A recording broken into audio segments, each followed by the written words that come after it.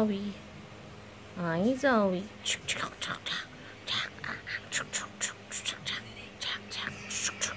Hi, be good, be good. Oh, enough na, enough na. Babay na si Mama. Aray! Aray, kinatay ako. Aray! Hi all! Magandang hapon po sa inyong lahat. Dito na naman po si Mama Moody. Nakipag-fight ako kay Zoe kanina eh. Nasa mood siya eh. Kinakagat ako. Ang sakit nga eh. Wala namang bite. Wala naman akong kinagat. Ang taba ng kamay ko. Kasi malapit. Joke.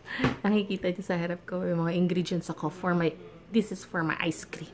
I-share ko sa inyo paano ako gumawa ng ice cream. Usually, ito ang flavor ko. Yan. Yan lang pala ingredients ko. Yan. Ito, at saka ito. Kahit ano dyan. Ito lang kasi flavoring ko yan eh. Na naghahalo na lang ako ng kung ano-ano. Pag ito ginamit ko, nilalagyan ko ng graham. Kaya may graham, ice cream ako.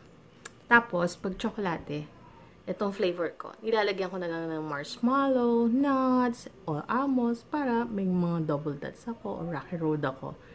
Ito, ngayon ko lang to gagamitin.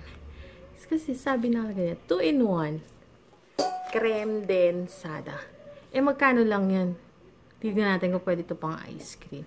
So, isi-share ko sa inyo paano ako gumawa ng ice cream. Dalawang klase ang gagawin kong paggawa ng ice cream. Ito, yan lang. Plus my whisk. Yan. Tapos, yung isa, ito, magmamango na lang. Tanggalin na natin si chocolate. Ayan ang flavor ko ngayon. Mango lang. Ayoko ng chocolate para makakain ako. Kasi bawal sa akin chocolate. So, nandiyan ang 2 flavors natin. So, dalawang procedure ang gagawin. Papakita ko mamaya sa. So, sa ngayon, ito lang kaya ko pakita. Ito, ilalagay natin. Tanggalin natin. Lalagay natin dito. Palalamigin natin lahat yan. Ay, wag to kasi titigas yan. Ayan, sa freezer. Yan. Usually, ginagawa ko for about 2 hours lang.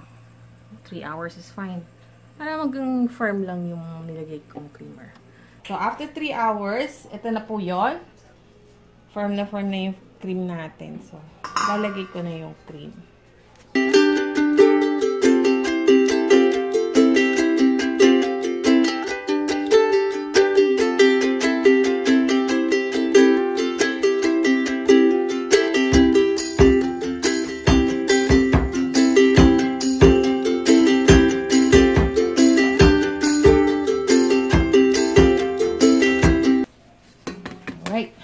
Let's start.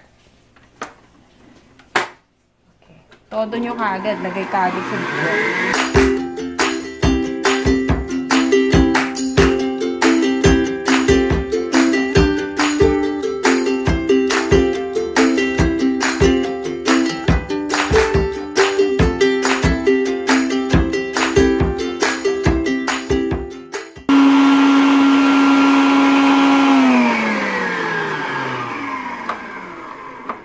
Okay. Pag medyo ganyan na, lalagyan natin ng vanilla.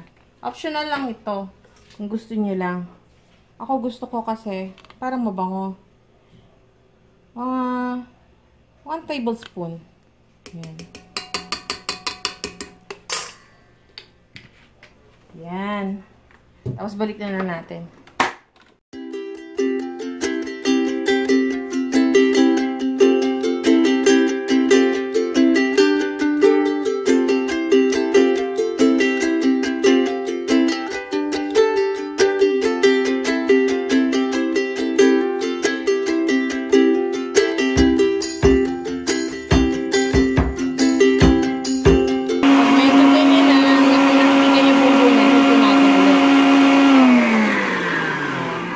Ito na yung time na ilalagay natin yung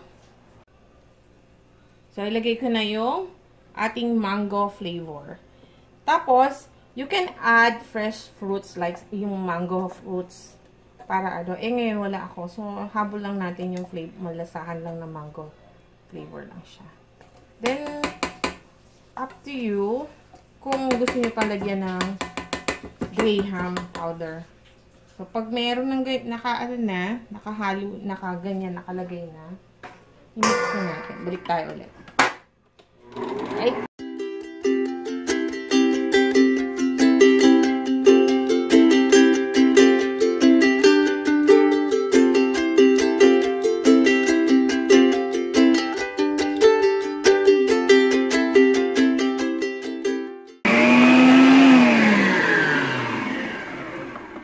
Yan.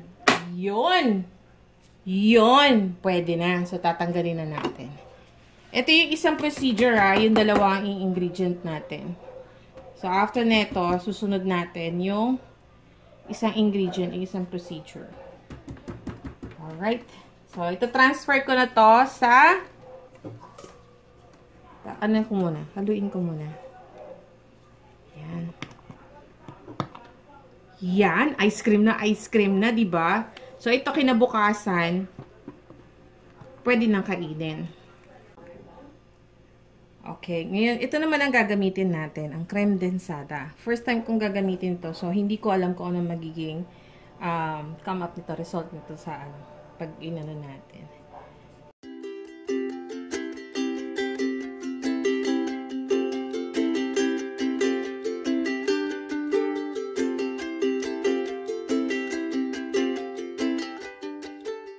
So, isang ingredient lang ito. Nakita ko to sa YouTube pero na-curious lang ako. Gusto ko lang siyang malaman kung anong lasa niya. So, let's go.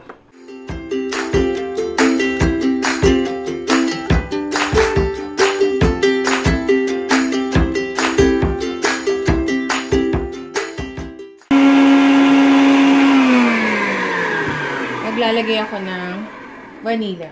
Optional lang ito, sabi ko sa inyo, ha.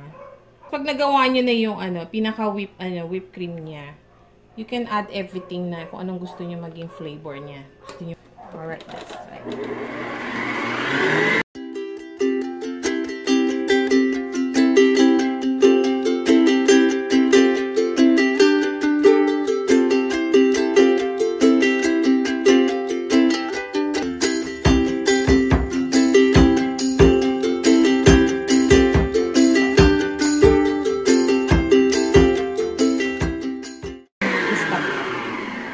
Tinaas ko na yung mixer ko.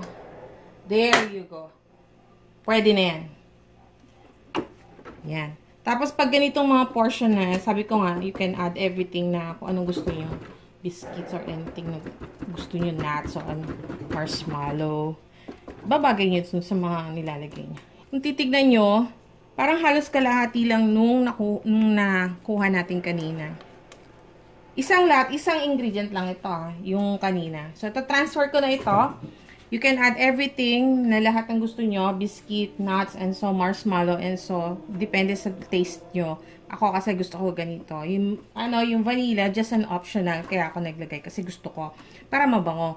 So, bukas, makikita na natin ang lasa. Masarap din siya.